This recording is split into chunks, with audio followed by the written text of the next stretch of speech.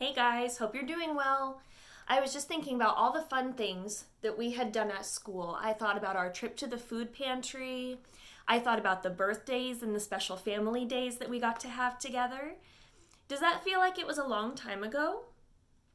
How long would you say? Very long? What about when you were 2 years old? Was that a long time ago? Something being a long, long time ago depends on what we're talking about.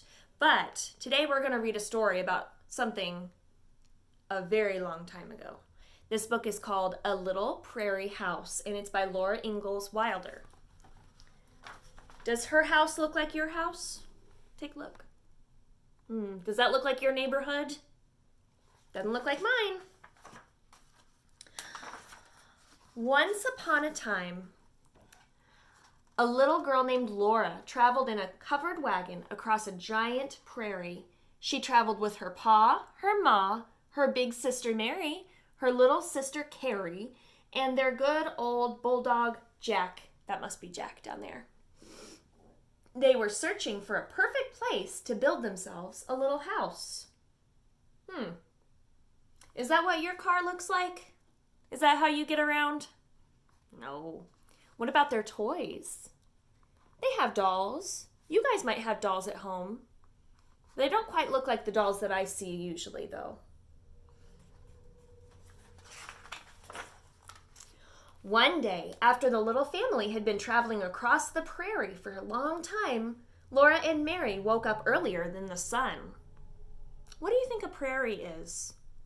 It says that they're traveling across a prairie. I see lots of tall grass, no houses, trees aren't around.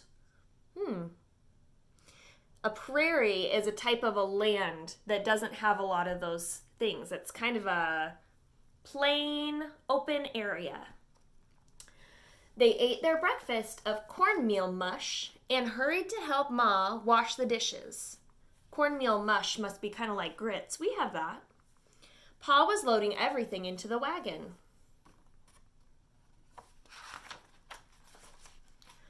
When the sun rose, they were driving across the prairie. There was no road to drive on, so Pet and Patty, the two gentle mustangs, waded through the grass. Pet and Patty are mustangs. That's a kind of a horse. Later that morning, Pa said, "Whoa!" The wagon stopped. "Here we are," he said. "Right here, we'll build our house." Laura and Mary jumped to the ground. All around them was nothing but prairie. You see that land formation? There's just kind of rolling hills, grass, and not much else.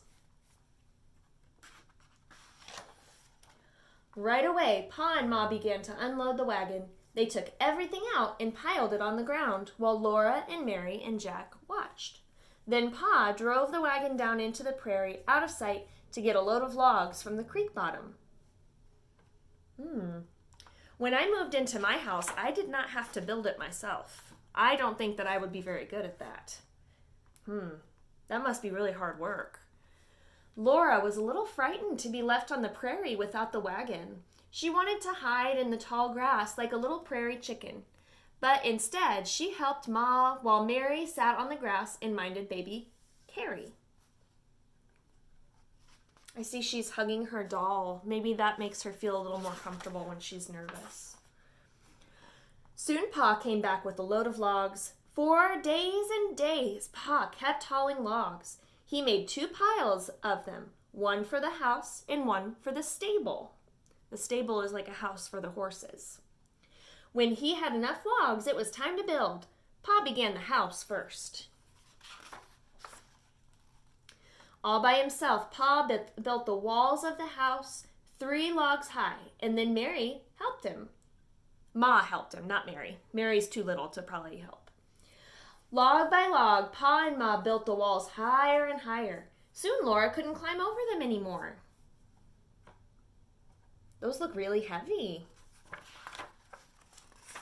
Then one day, Pa was off hunting and he came home whistling merrily. "Good news," he shouted. Pa had met a neighbor on the other side of the creek. His His name was Mr. Edwards, and he was going to help Pa finish the house. Then Pa would help Mr. Edwards build his house. What great neighbors! That's a really nice little community they have going there, helping each other out. Early the next morning, Mr. Edwards came. He was lean and tall, and he bowed to Ma politely. He told Laura he was a wildcat from Tennessee, and he could spit farther than Laura had ever imagined anyone could spit. Laura tried and tried, but she could never spit so far or so well as Mr. Edwards could. I wonder if that's a game that we've ever played before. I hope you keep your spit in your mouth for sure, though, right? Mr. Edwards was a fast worker. In one day, he and Pa built the walls of the little house as high as Pa wanted them. They sang while they worked, and their axes made chips fly. They cut a tall hole for the door and square holes for the windows.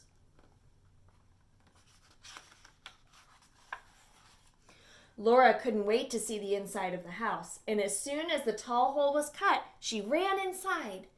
Stripes of sunshine came through the cracks in the walls and went all across Laura's hands and arms and feet. So she's inside of what's going to be their house. At the end of the day, Mr. Edwards said he would go home, but Pa and Ma said he must stay for supper. Ma had made stewed jackrabbit and steaming hot, thick cornbread with molasses. Mr. Edwards said he surely did appreciate that supper. Then Pa took out his fiddle and began to sing. Do you guys remember when Connell's mommy Laura brought in her fiddle? He's playing a musical instrument that we got to see Laura play. See him there? Suddenly, Mr. Edwards jumped up and began to dance. He danced like a jumping jack in the moonlight, while Pa's fiddle kept on rollicking and Laura and Mary's hands were clapping together. Pa played and played, and Mr. Edwards danced and danced. Finally, Mr. Edwards said he must go. Play me down the road, he said. So Pa played, and Pa and Laura and Mr. Edwards sang with all their might until Laura could not hear Mr. Edwards anymore. Only the wind rustled in the prairie grasses, and the big yellow moon sailed high over the new little house on the prairie. So we saw some things that were a lot different from how we do things. Certainly, we don't build our own houses from logs that we collect outside. We had different toys and different games. Their food was different, and the way that they got around was a lot different than how we do. But there were a couple things I noticed in the story that were still the same. Even though it's been a long time, we still do a couple things the same way. I noticed that the older siblings, the sisters, help take care of the little sister. I bet any of you guys with little sisters or brothers at home are helpful to take care of them, right? I also noticed that neighbors are still the same. You can call on your neighbor to help you with things sometimes, and he was able to depend on his neighbor to help him. You guys ought to ask your parents something today. You guys should talk with your parents and see what was different when they were little. They were little a while ago, and some things are probably still the same, but I bet there are a lot of things that they did when they were your age that were very different. Find out and let us know, okay?